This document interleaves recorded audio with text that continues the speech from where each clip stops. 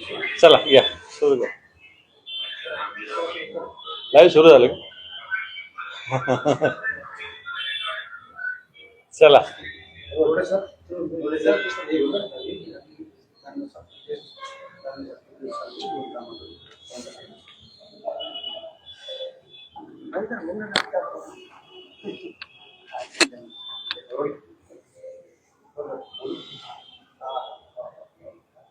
दादा, आता मुंबई महानगरपालिकेमध्ये महापौर पदावरून उद्धव ठाकरे आणि देवेंद्र फडणवीस यांच्याकडे चर्चा सुरू असल्याची माहिती आहे आणि ठाकरेगड भाजपच्या पाठीशी असल्याची माहिती सध्या. मला असं वाटतं अजून महापौरांचं इलेक्शन जाहीर झालेलं नाही.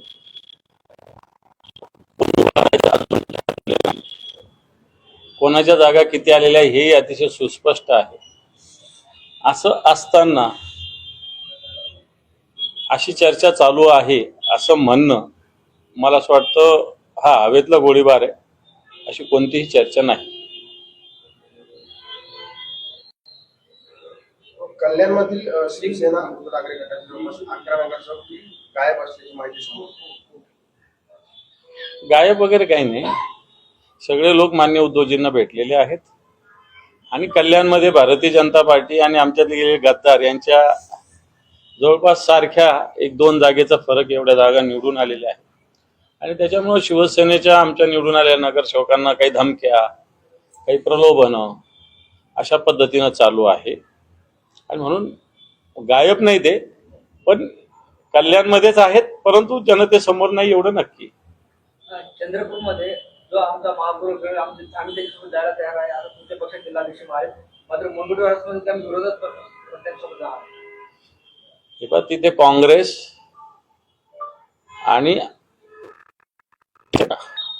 असं एकत्रित बहुमत आलेलं आहे. त्यामुळं शिवसेना सुद्धा महापौर पदासाठी कोणत्याही पक्षाशी अशा पद्धतीनं विचाराशी तडजोड करणार नाही. भारतीय जनता पार्टीशी तर मुळीच नाही. तरी व्हिडिओ समोर आलेला आहे. काल पैशांची उधळण झालेली आहे त्यांच्यावर. माझ्या पाहण्यात आलं नाही. त्यांचा जल्लोषाचा तो प्रकार असेल, परंतु अशा पद्धतीनं पैसे उधळणं कधीही कोणीही कोणत्याही जल्लोषात चूक आहे. त्यांच्या यमाच्या महानगरपालिका यशानंतर त्यांनी आता जिल्हा परिषद निवडणुकीमध्ये उतरण्याचा निर्णय घेतलेला आहे. तिकडे देखील नशीब आजवणार आहे. उभा आधी राहिलेले ते नगरपालिकेला उभे होते ते. त्याच्यामुळं यश काय त्यांचं फार मोठं यश अशातला काही भाग नाही. आधी 28-29 जागा होतेच त्यांच्या, आता 2-3 जागा जास्त आल्या. जिल्हा परिषदेला त्यांनी उमेदवार आधी उभे केलेलेच होते. त्याच्यात राजकीय पक्षांनी निवडणुका लढणं किंवा एमआयएम लढणं याच्यात काही विशेष नवल नाहीये. आपले नेते चंद्रकांत खैरे यांनी आता लोकसभा असेल, विधानसभा असेल, महानगरपालिका असेल या ठिकाणी यश मिळवलं. त्यामुळे आता जिल्हा परिषद निवडणुकीचे कामे हाती घेणार आहे आणि या ठिकाणी आता त्या निवडणुका माझ्या हस्ते पार पडणार आहेत. आधी त्यांच्याचकडे होते, याही त्यांच्याचकडे आहेत. मी त्यांच्या नेतृत्वाखाली काम करेल, मला काहीच अडचण. तुमचा विषय संपला आता असं म्हणतात. काही हरकत नाही. जिल्हा परिषद निवडणुकीत आपण स्वबळावर लढणार नाही का आघाडीमध्ये? बोलणी चालू आहे. आघाडी होण्याचा आमचे प्रयत्न आहेत. शिंदे साहेबांची नगरसेवक त्यांनी ते का मध्ये ठेवलेले कसं बघताय? मला वाटतं मी सांगितलेलं आहे की उद्धव साहेबांकडून निवडून आलेले नगरसेवक मातोश्रीवर येतात आणि यांचे नगरसेवक ताजलँडमध्ये जातात. तेही तिथं कोणालाच भेटू दिलं जात नाही. याचाच अर्थ अविश्वास आहे आणि जे यांनी पेरलेलं आहेच ते उगवायची भीती त्यांच्या मनात आहे, म्हणून अशा पद्धतीनं कृत्य केलं जात असावं. डॉक्टर संग्राम पाटील यांना परदेशात जाण्यापासून रोखण्यात आलेलं आहे. लुकआउट सर्क्युलर नोटीस त्यांची अद्यापर्यंत नाही, त्यामुळे त्यांना इमिग्रेशन विभागाने रोखली. खरं तर चूक आहे. मी त्यांची माहिती घेतली. त्यांचा पासपोर्ट हा युकेचा आहे, भारताचा नाहीये. ते आपल्या भारताचे नागरिक नाहीये तसे, आणि त्याच्यामुळं अशा पद्धतीनं जर त्यांना रोखलं गेलं तर मला वाटतं भारत आणि युके या देशादरम्यानचे जे काही नियम कायदे असतात त्याचं पालन भारताचा हा विभाग करत नाही असं त्याचा अर्थ होईल. मला नाही वाटत जास्त वेळ त्यांना इमिग्रेशन विभाग थांबू शकेल. महाड येथील काही दिवसापूर्वी राष्ट्रवादी आणि शिवसेनेच्या कार्यकर्त्यांमध्ये जे मारहाणीचं प्रकरण झालं होतं त्यामध्ये मंत्री भरत गोगावले यांचे पुत्र विकास गोगावले आणि पुतण्या महेश गोगावले यांना अद्याप अटक झालेली नाही आणि उच्च न्यायालयाने रायगड पोलिसांना हा प्रश्न उपस्थित केलेला आहे.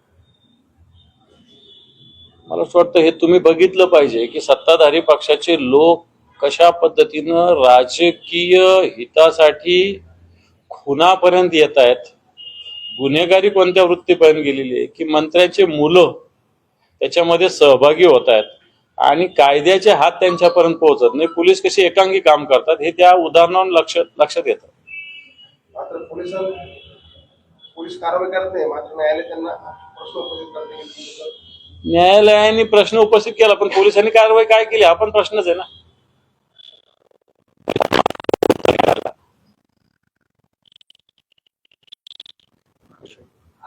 संजय सिरसाट असं माहिती की ज्या पद्धतीनं खैरे नेतृत्वावर टीका केली होती, आता शिवसेना जे आहे ते निष्ठावून झाली.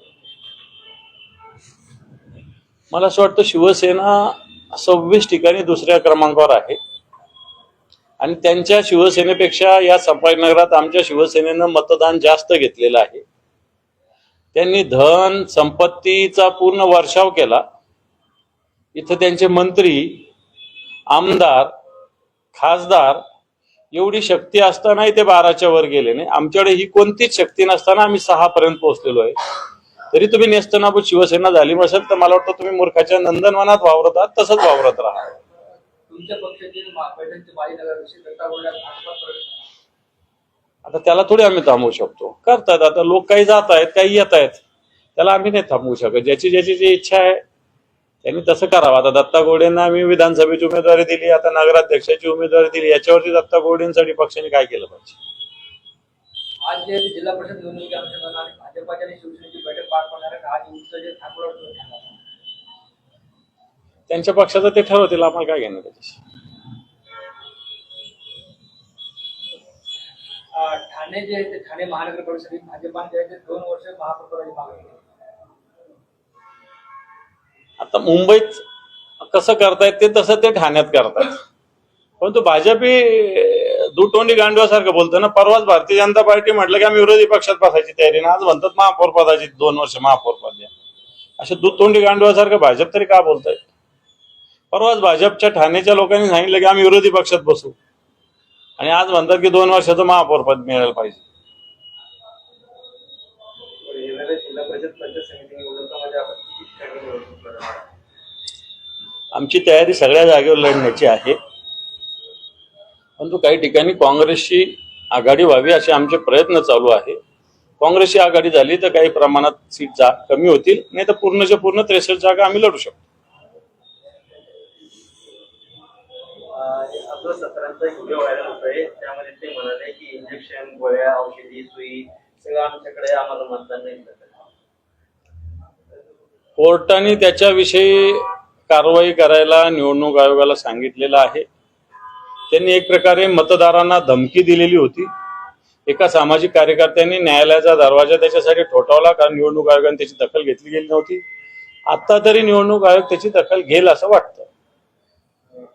घाटीचे आदेश सुद्धा आहेत, त्यावर तुम्ही काही दिवसापूर्वी आरोप केले की ते तुमच्या उमेदवाराला फोन करून दाखवत आहेत. काल किशोर शितोडे यांनी त्याचे फोटो पोस्ट केले आणि दुसरे स्वतः म्हणतात की भाजप निवडून आल्याबद्दल तुमचे अभिनंदन करतात, तुम्ही पुष्पगुच्छ त्यांचं अभिनंदन केलं. त्यामुळे कुठेतरी तुमच्या जी माहिती होती त्यावर शिक्कामोर्तब होताना बघायला 100% मी दिलेली माहिती. मी तो फोटो काल निवडणूक अधिकारी जे आहेत त्यांना फॉरवर्ड केलेला आहे. सुक्रेंचा हा फोटो मी त्यांना फॉरवर्ड केलेला आहे.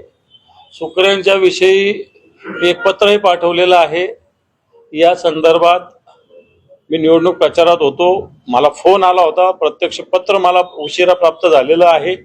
त्याच्यामुळं मी वेळ वाढवून माझी स्वतंत्रपणे हेअरिंग घ्या अशा प्रकारची मागणी मी राज्य निवडणूक आयोगाला केलेली आहे. आणि मला असं वाटतं आता हा एक सबळ पुरावा माझ्याजवळ पुन्हा एक उपलब्ध झालेला आहे. शिवसेनेचे नगरसेवक हे निवडणुकीमध्ये सर्वात समोर दिसतात, कसं बघताय का? तलवार फिरवणं अयोग्य असं मला वाटत नाही, परंतु सार्वजनिक ठिकाणी अशा पद्धतीनं नुसती हवेत तलवार फिरवणं हे चुकीचं आहे. माझ्या माहितीप्रमाणे पोलिसांनी गुन्हा दाखल केलेला आहे, पण सगळे जे कोणी आरोपी सगळ्यावर गुन्हा दाखल केलेला नाही. ज्यांनी फिरवले त्यांच्यावर तो गुन्हा दाखल झाला पाहिजे.